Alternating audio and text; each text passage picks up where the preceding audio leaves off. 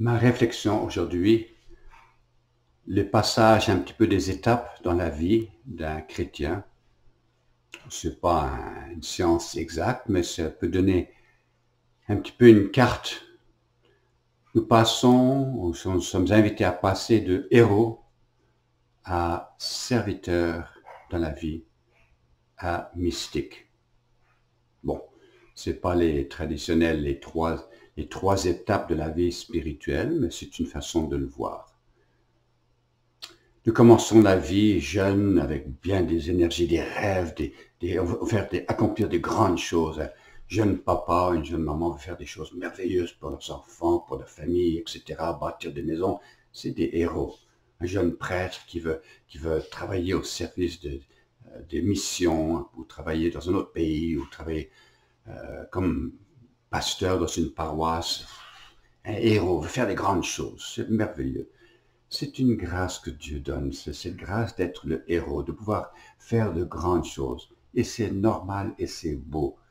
Alors moi, ça me ravit à chaque fois que je vois des jeunes parents, là, ou des jeunes athlètes, ou des jeunes prêtres, là, qui sont pleins d'énergie. Ah, ça me donne l'enthousiasme dans le cœur, ça me réveille en moi ce que j'avais quand j'étais encore jeune. Mais tranquillement, la vie nous fait réaliser qu'on est un peu limité. Et ce qu'on pensait qu'on pouvait accomplir, on réalise qu'on peut peut-être le faire moins bien. Alors on passe à une nouvelle phase de la vie spirituelle où on devient davantage serviteur. La personne, l'homme, la femme qui réalise, ou le pasteur, que je fais de mon mieux et peut-être la meilleure façon que je peux servir, c'est de regarder les besoins des autres. Je suis appelé à devenir serviteur. Ça ne veut pas dire que j'ai pas un mouvement de héros en moi, mais il s'est transformé en une sorte de serviteur des autres. Petites choses, grandes choses. Est-ce que je peux être de service pour toi? C'est sûr qu'il y en a qui déraillent, et puis au lieu de devenir serviteurs, ils deviennent narcissistes, et puis deviennent de focuser sur eux-mêmes. Ça devient des grands-parents qui sont exigeants, des parents qui sont ennuyeux, qui sont méchants, qui sont pas agréables, qui sont exigeants avec les autres. On voit ça, hein? C'est pas un beau passage, ça. Mais le passage du Christ, c'est de héros à serviteur humble. Et puis arrivé à un certain temps dans la vie, on réalise que je suis de plus en plus limité. Oh, j'ai le désir de pouvoir faire quelque chose, de faire que... mais j'y arrive plus. Je commence à passer dans la phase de mystique, où ma vie, au lieu d'être service, devient Seigneur, fais de moi ce que tu veux. Je me donne à toi. Prends et mange mon corps. Je te le donne, Seigneur. Prends et mange. Je te le donne. Il y avait un petit bonhomme qui avait été voir sa grande sœur. Il a dit à sa grande sœur, est-ce que tu penses qu'on peut voir Dieu? La sœur a dit, ben, écoute, tu es malade, on ne peut pas voir Dieu. Écoute, Dieu est invisible, c'est pas possible. Ah bon? Un petit bonhomme n'était pas satisfait. Alors il a été voir sa maman. Hein. Il dit, maman, est-ce que tu penses qu'on peut voir Dieu? Et sa maman a dit, tu sais, mon petit bonhomme, de temps en temps, on le voit dans la vie, tu sais. De temps en temps, on le voit comme ça, des moments merveilleux dans la vie. Oui, on le voit de temps en temps. Mais le petit bonhomme n'était pas satisfait encore.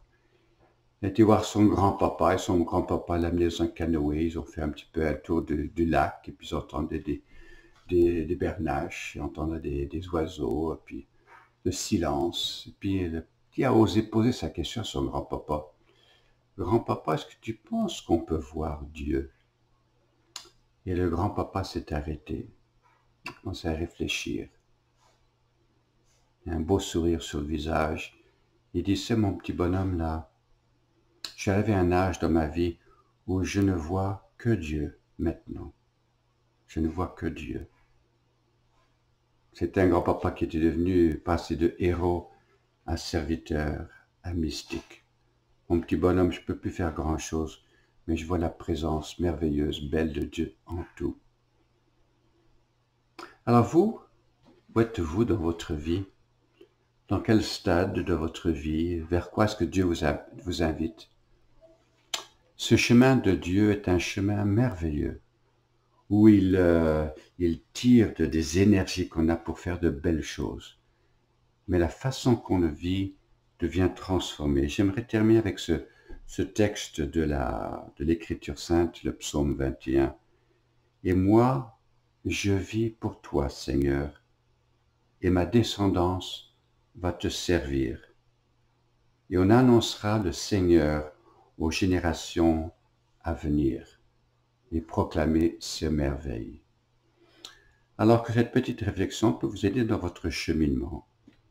Vous êtes jeune, héros, on fait des grandes choses. C'est beau, c'est ce que Dieu veut. Serviteur, je réalise mes limites. Je réalise que je peux en faire un peu moins bien, moins que je pensais. Mais je vais quand même être au service avec les yeux braqués sur les autres, sur le Seigneur. Et finalement, avec la vie, j'ai la démence, je perds mes oreilles, je perds mes yeux, je ne peux plus marcher, je me sens inutile.